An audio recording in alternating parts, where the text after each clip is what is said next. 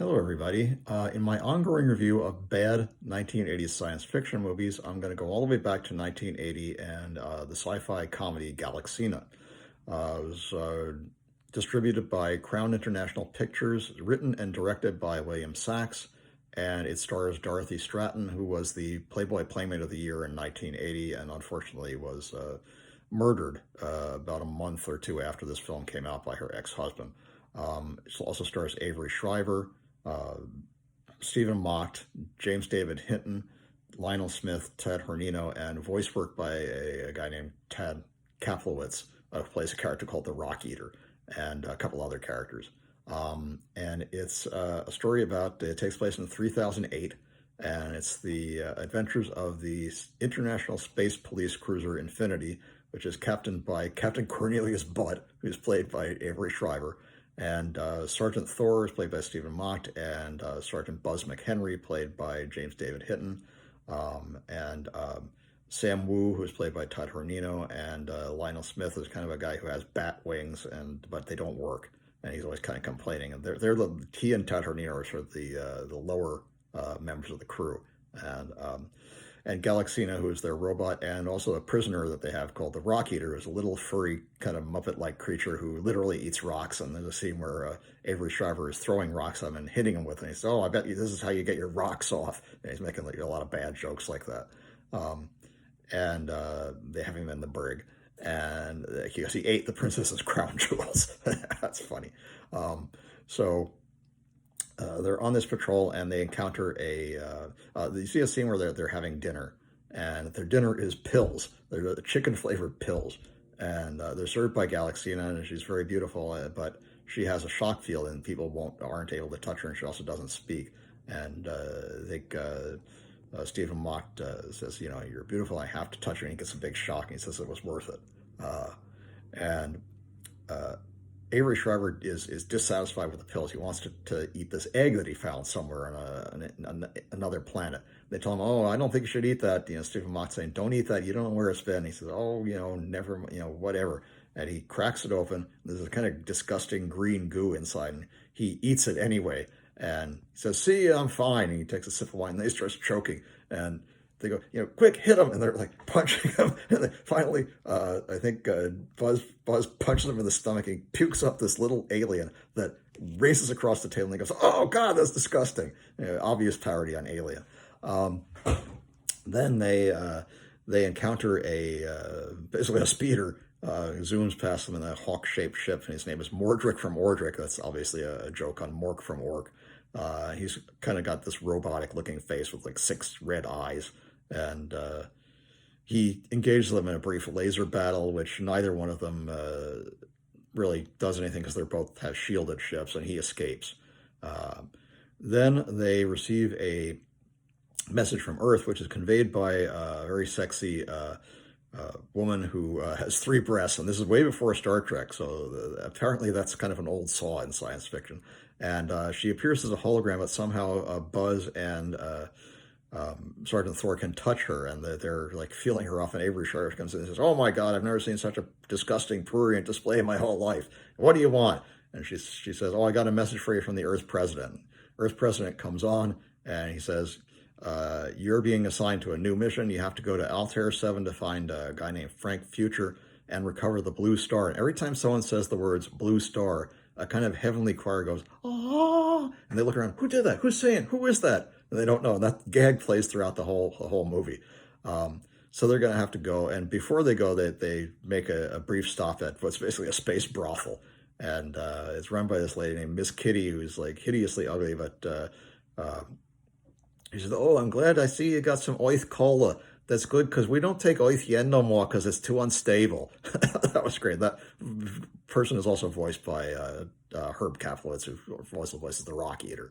And so they're all engaging. So the Batwing guy finds a blue-skinned girl, and Sam Woo finds somebody else, and I don't remember who Buzz ends up with. The Sergeant Thor is with a blonde robot who's sort of a mime robot who moves in jerky movements. It's played by the very beautiful blonde Rhonda Shear.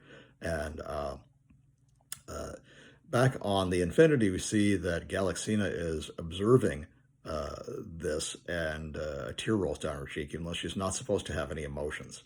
Um, and they come back, and they're put into their suspended animation chambers, and you see time passing, and a couple of things happen. One is that Galaxina starts working on upgrading herself. She changes her shock mechanism so that it won't shock people when they touch her.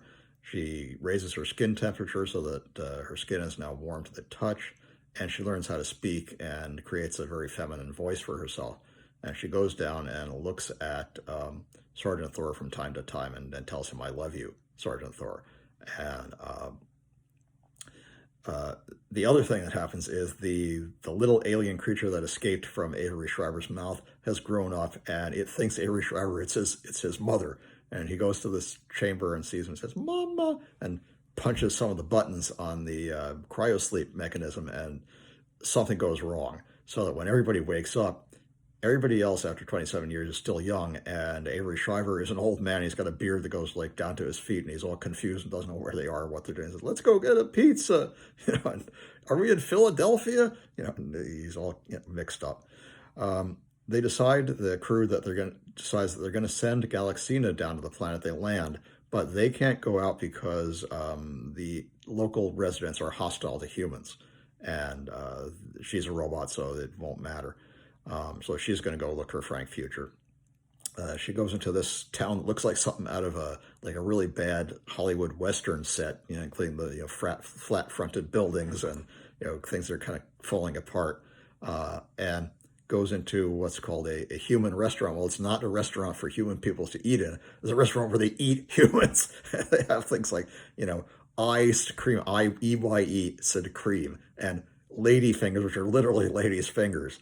And a lot of other, really kind of gross jokes. There's a woman's head on a platter with salad surrounding it and fingers sticking up, and these crazy-looking aliens are munching on various human body parts, including a guy who looks like a werewolf, and behind the bar there's a guy who looks like a Vulcan, but his ears point down instead of up, and his name is Mr. Spot, and Galaxina interrogates him, says, "I'm looking for a guy named Frank Future." He says, "Oh, Frank Future, yeah, I remember him. I think we had him fried, or was it fricasseed? I can't remember." She says, "Oh my God, can you at least show me to his room?" And he says, "Yeah, it's up there at the top of the stairs." And she goes to the top of the stairs, and there's Mordrick from Mordrick, and he has taken possession of the blue star. Ah! And she says, "I need that back." And he says, "No, it's mine." And she starts this that kind of ridiculous chase. They're running around the room, and he says, "Stop that! You're making me dizzy. You're making my gyro mechanisms weak."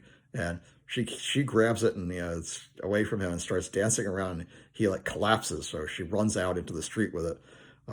Once they're on the street, like a Western scene, everybody goes behind the shutters, and they have like a Western draw and with laser guns. And she wins. She shoots Mordrick Abortion, and smoke puffs up out of his eyes, and you think basically he's dead or destroyed. And she takes the blue star, but she is then kidnapped by people on horseback who turn out to be a gang who is a motorcycle gang, but they worship an old motorcycle which they call Harley David's son, our graven image, our golden idol, vroom vroom. And they're going to sacrifice her to Harley David's son in the morning. There's this little evil kind of creature that looks kind of like the dog that they used in Star Trek in that episode, The Enemy Inside, where they obviously pasted a goofy alien face over like a Pomeranian.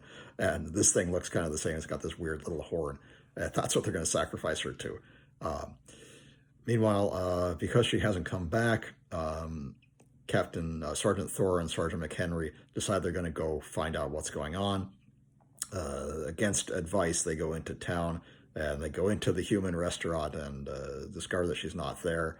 And they escape and track her down to the camp of the biker worshiping people, and cut her loose. And there's a funny line when she sees Sergeant Thor. She says, "Bunny Fluff," and Buzz says, "Bunny Fluff," Bunny Fluff. And Thor says, "You shut up." I love that. That's a great line. And then They rescue her, and the only way they can get away is to ride the motorcycle. And they're going, "Oh my God, they're stealing our Lord!" That's great. And one of them's going to shoot him. He says, "No, no, don't shoot. You'll hit the Lord." They escape and they make it back to the ship, only to be ambushed by Mordred of Mordred, who has snuck onto their ship. And she says, "I thought you were dead." He says, "I have a very good mechanic." And they he puts them in the brig, and Avery Shriver is saying to the rock eater, why don't you eat the bars and get us out?" He says, "I don't eat bars. I'm a rock eater. Rock eaters eat rocks. Bar eaters eat bars." So the little alien creature, Wangle, has somehow gotten a hold of the keys to the prison cell and unlocks them. And they go up and find that he's eaten Mordric, so he's dead. And now they're going to go back to Earth and get this. They're talking about this great reward that they're going to get for recovering the Blue Star, and they realize that the Rock Eater has eaten it, so they're going to have to go back to Altair 7 and get another one. It's a very funny film. It's well written. There's a lot of great quotable lines, completely silly.